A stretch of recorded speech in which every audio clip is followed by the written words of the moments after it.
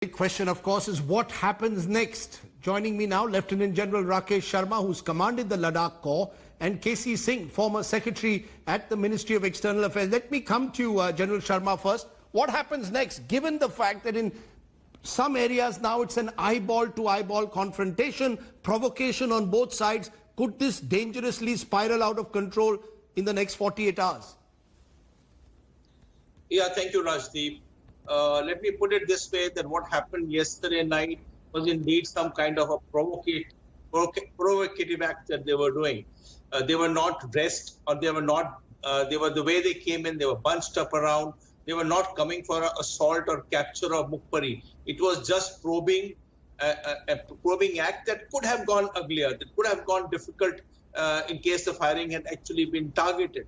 So the fact of the matter is that while we have occupied a string of very strong positions all along this Pangong Gap from Pangong So across to Rechinla, and Rechinla is an area that overlooks the entire Pangong Lake. It's a bird's eye view. So naturally they are smarting from the fact that there is great amount of advantage that Indian forces have taken. Now it can get uglier, but whether it will translate itself to a conventional war, I personally have still some doubts, because they don't have that quantum of force to actually engage a large sector over 800 kilometers. Right. And if they only tackle a portion of that area, there are advantages available to the Indian Army to exploit other areas. So it is just a question of making uglier and uglier and provoking us than actually looking out for a conventional war. So you're saying that these are at the moment skirmishes possibly that are taking place, or attempts being made by both sides to sort of regain territory that each other may have lost. Let me come to you, Singh. All of this takes place against the backdrop of an important meeting that is supposed to take place between the two foreign ministers, possibly as early as tomorrow in Moscow. Is diplomacy, in your view, still on the table? We heard Mr. Jaishankar, the foreign minister, suggest that he still believes that there is space for negotiation with the Chinese? Rajdeep, diplomacy has been on the table all along. Even earlier, the defense minister met their defense minister a couple of days ago in Moscow. You keep that door open. But I think what's happened since the end of August is that the initiative has come back into the Indian hands. Till now, we were just using persuasion, agreements, asking China to go back and restore status quo, which they were not willing to in a number of places. In some places they did, in some places they were not willing to go back. Therefore, we needed the Indian Army to give us something which then enables the diplomacy to work, because simply going and begging of the Chinese was not going to work. But I think the talks were used both to build up a strength and build up a strategy, because we were taken by surprise. Some people are saying, why didn't India do what they did end of August, do it earlier? We were just not prepared. We didn't have the strength. The troops had to be acclimatized. This is at heights where you can't just lift the troops and put them on into battle So can we now negotiate from a position of strength, you think, Mr. Singh? Let's say we are in a greater position of strength. There's always that we may have weakness in Depsang or somewhere else, but there is some equivalence. And this particular area has a specific significance, because in '62, the Chinese had come through the Pangong Gap. And that time we were holding positions lower down, which were overrun.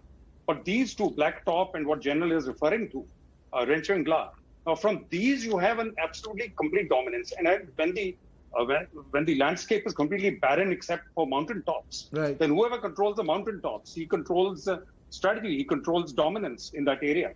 So the Chinese have attempted, I think, even when we were occupying them on 28th, 29th, they did try bringing moving some of their armored columns forward.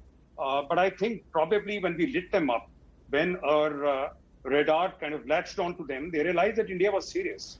In any case, India had said back after Galwan that there is new rules of engagement. Right. And if it push comes to shove, we will fire. We will take defensive measure or offensive measure. Can I bring you in, General Sharma, for a final word?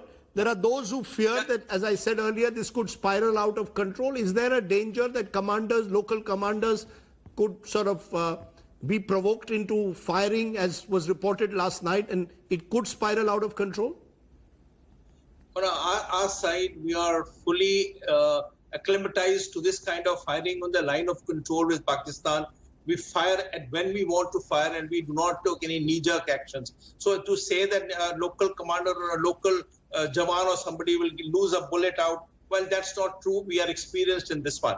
But I wish to add one small point, if you permit. Yes. And that is that there is a trust deficit that has happened over the last 4 months after the casualties that we had in Galwan. So the status quo of April 2020 is not the answer now, because the trust deficit implies that there are amended rules of engagement, and next time an event happens like this, it will be bloodier.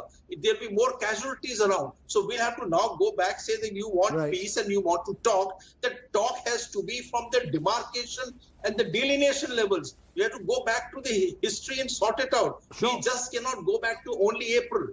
I take your point, and obviously I wish we had more time on this. Our first discussion went well above what it was meant to be, but we will get back to this issue in the days ahead. I appreciate your joining us, giving us your preliminary thoughts on what you feel is happening on the ground and what happens next. KC Singh, General Sharma, thank you so much.